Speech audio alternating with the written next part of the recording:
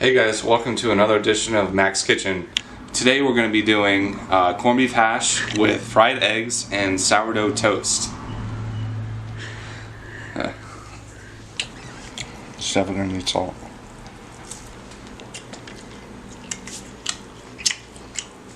This is all you need to make a good hash right here. So we got our fresh cut corned beef. We have a red onion, scallion for garnish, potatoes, obviously for a hash, and a little butter to finish it with. First things first is I'm going to prep my potatoes because I'm going to cut these small dice and then I'm going to blanch them so they're going to cook a little quicker. I'm going to cut like I would a tomato. Just cut it into circles.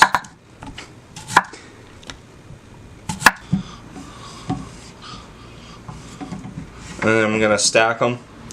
I like to do probably three high. If you want to be a hero, you can go all of them, but they'll probably fall apart. You have to realign them. So just make small cuts like that. It's gonna go great.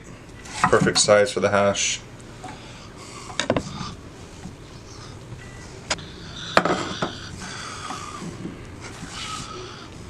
Hash is probably one of my favorite breakfast items. Corned beef is one of my favorite daily items. So those two together just make a great breakfast dish. Put the egg on top, you cut it so all the yolk just falls down. And then the bread you can use as a little dipper. You can just dip the bread in the yolk. And then you can put a little corned beef on top of it too, and it'd be like a little great sandwich.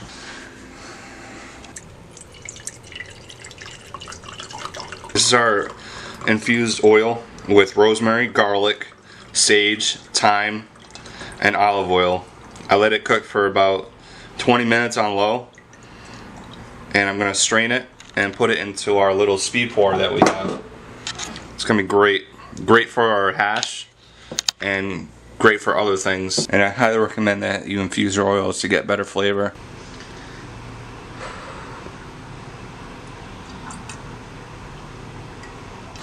So the next thing is I'm going to grab my onion.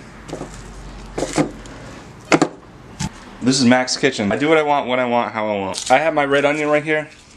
I would prefer a white onion, but this is all we had and I didn't want to go to the market. So I'm just going to peel this first layer off. And if it's refrigerated, it's going to be a little harder to peel, so you might have to put some elbow grease to it. Okay, so here we go. I'm just going to do a small dice, but make sure you cut the core out first, like that. So I'm going to be doing small bits, just like I did with the potatoes, so everything's cooked evenly. So I'm going to start by pushing the knife through, and I'm going to do one more. So be very careful. Put your hand down like this, flat, so you have some stopping power, like that.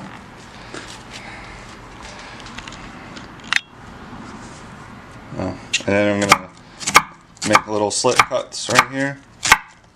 We dice. That's really uncomfortable. So I like to do long cuts like this and just turn it around.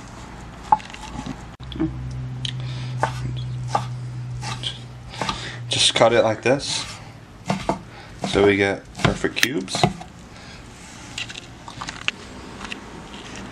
Alright, it's time to blanch the potatoes. So I'm going to do 2.5 cups of water.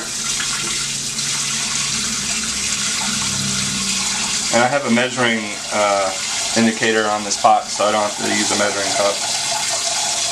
You know, Diane. I'm going to put it on to high, so you get it boiling. I'm going to add just a little salt. Like that. Now we wait. Need a juice.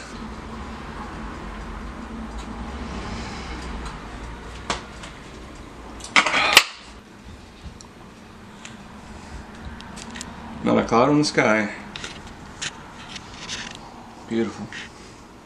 When I dump the potatoes in, I'm gonna get my pan hot, put my onions in. When the pan's hot and the onions are in, I'm gonna strain the potatoes and put the potatoes in the pan. So I gotta get ahead here. What I'm gonna do is I'm gonna get my pan warm with our infused oil that you guys saw a moment ago. I'm gonna turn my heat on to medium heat. Just get it warm. I'm gonna throw my oil in here. Our infused oil. Yeah, look at that. Beautiful. Oops. Now my potatoes are going in. I'm only gonna cook them for like 2 minutes because I'm just looking to just start the cooking process on these potatoes a lot quicker than sauteing them for like half an hour.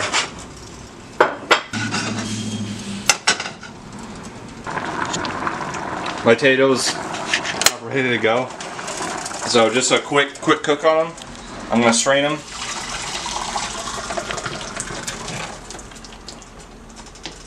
And then I'm just gonna set them aside real quick. I'm gonna throw my onions in the pan. I'm gonna get these translucent. Got a sizzle right there, you know what? Yep. Get a wooden spoon. This is gonna be very important because once the potatoes go in, they're gonna start sticking a little bit. So you're gonna want to do this when they go in. So you just want to make sure your onions are translucent. So that means you can see through the onion, and it should take about like, I don't know, 3 to 5 minutes, depending on how high you have it on. My onions are ready to go. I'm going to dump my potatoes in now. I'm going to get these incorporated into the pan.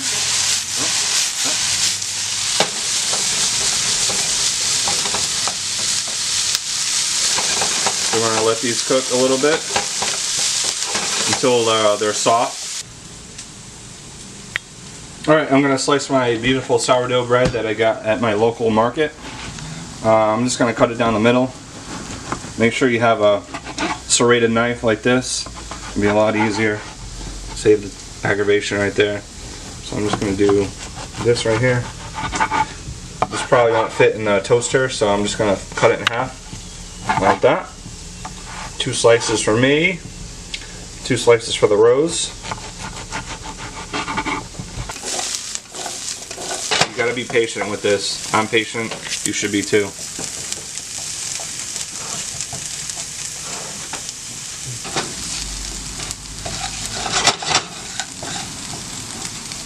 I'm gonna season my potatoes. Just an FYI, potatoes require a lot of seasoning because I don't know, that's just the way they are. So go a little heavier on the salt, like that. This is all to taste. So very important that you always want to taste your food before you put it on the plate.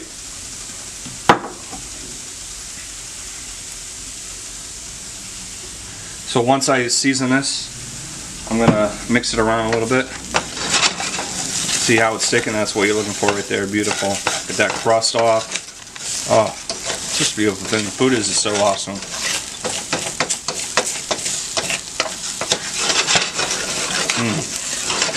You smell that potato crust. Now I'm gonna add my corned beef. Just like that.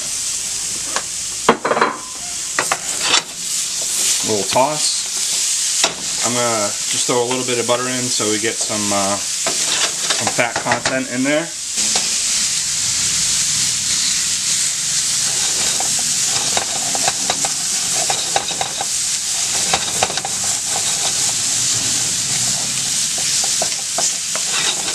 You gotta always continuously get the bottom of the pan, make sure you're always stirring.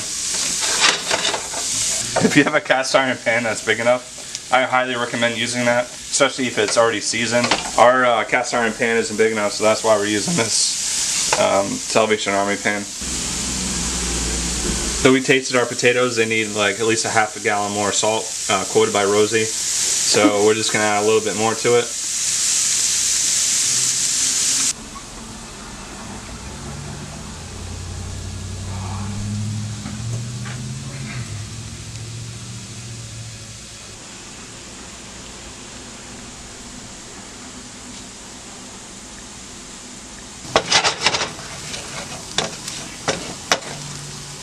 Normally you would cook your eggs in butter, but since we have this beautiful oil right here, I'm just gonna use that instead of my butter, like that. Just a little goes a long way. Make sure that you always wait for your pan to get hot before you drop your eggs in there. Alright, my pan's hot. I'm gonna crack these bad Larrys in here. Let's pray that we don't break one. Okay. I get really nervous at the beginning stages of doing eggs here. Beautiful.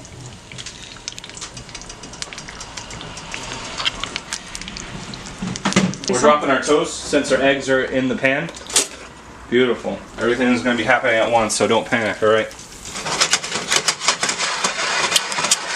I am flipping these eggs in the air, so there will be a possible chance of the egg breaking, but I'm going to try my hardest. I'm not an egg master. Here we go. Look at that. Not a break in the pan. Alright, I'm going to set that off to the side. They'll finish cooking. While my eggs are cooling off, I gotta cut a little scallion for garnish. I'm gonna get my hash.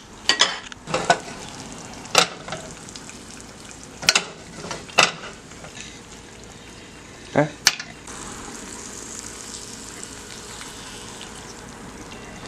A little garnish on top. It's like that. There you have it, guys. Oh. I got my bread. Just gonna put a little butter on there. You always gotta finish it with butter. Get it? And then we have it. Our hash with fried eggs and sourdough bread. Sourdough toast. It looks like a butterfly. Let's go. Because my eggs are gonna keep cooking here. Wow, look at that creation. Alright, the moment we've all been waiting for. Yeah, I told you overcooked some, okay? Oh, the moment we've been waiting for. Oh, look at that, doing this. You guys are going to enjoy this when you make it. Thank you very much for tuning in to another edition of Mac's Kitchen. Like and comment on our video. Subscribe to Mac's Kitchen on YouTube. And you should also follow Finish with Butter on Instagram.